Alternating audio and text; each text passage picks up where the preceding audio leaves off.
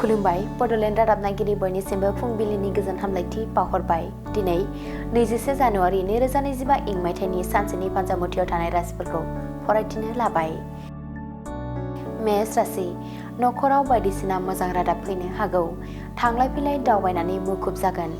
सानखौ गोजोनै बारहोनो हागोन।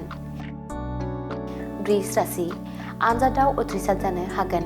साननाय लुबैनाया जाफुंगोन। गावनि गोहो बोलोनि थाखाय सिनाय जागोन।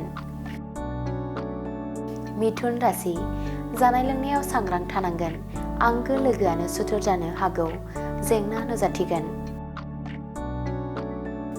कर्कट राशि खामानि मावनायाव उसुखुथु जागोन। खस्थ'यै रांखावरि आरजिनो हागोन। गोसोखौ गोजोननाय मोनगोन।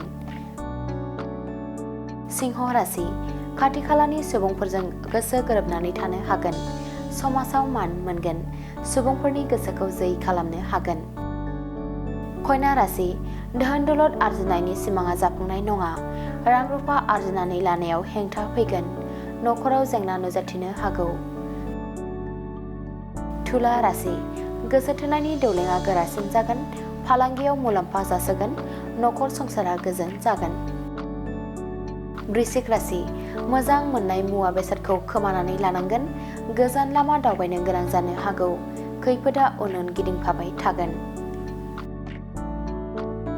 धनु राशि गोबाव समनि जेंनानिफ्राय बारग'नो हागोन। गावनि थाखाय मोजां सम बारहोनो हागोन। गावनि आंगोजों गोजोनै थानो हागोन। मकर राशि बायदि रोखोमनि खामानि मावनांगोन। जानो लोंनो सुख गैयि जागोन। देहा सावस्रिखौ लोरबां मोनगोन। कुम्भ राशि दुखुथिया सुबुंनि हेफाजाब खालामनाया गाहाम। देहानि जेंना नुजाथिनो हागौ। हरखाबै लोरबां जानो हागौ। मीन राशि गाज्रि सान जिउनि दावहायाव जेननाय मोनगोन। गावनि थांखियाव सहैनो हानाय नङा। दिनैनि राशि फरायथिनाया एसेनोसै। बेजों लोगोसेनो दिनैनि साना बुहुमनि साफ्रोमबो सुबुंफोरनि थाखाय गाहाम जाथों बेखौ बड'लेण्ड रादाब नखरनि जानानै इसोरनि खाथियाव आरज गाबनाय थाबाय।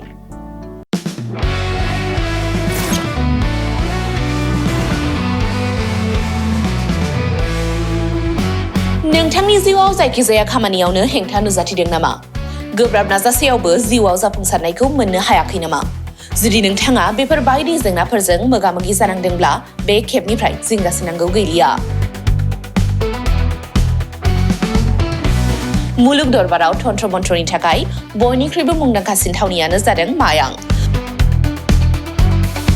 मायांखौ साधु बिद्यानि रायजो होननानैबो मिथिनाय जायो।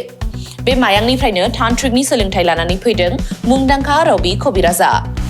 बिथांनिफ्राय नोंथाङा नोंथांनि जिउनि गासिबो रोखोमनि जेंना जेंसिफोरखौ सुस्रांनानै लानो हागोन।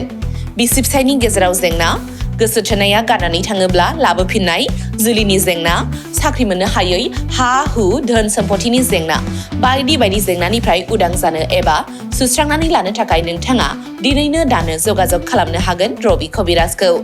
रबि कबिराजखौ जगाजग खालामनो थाखाय मबाइल नाम्बार 7099193841 एबा 7086047381 आव कल खालामनो हागोन।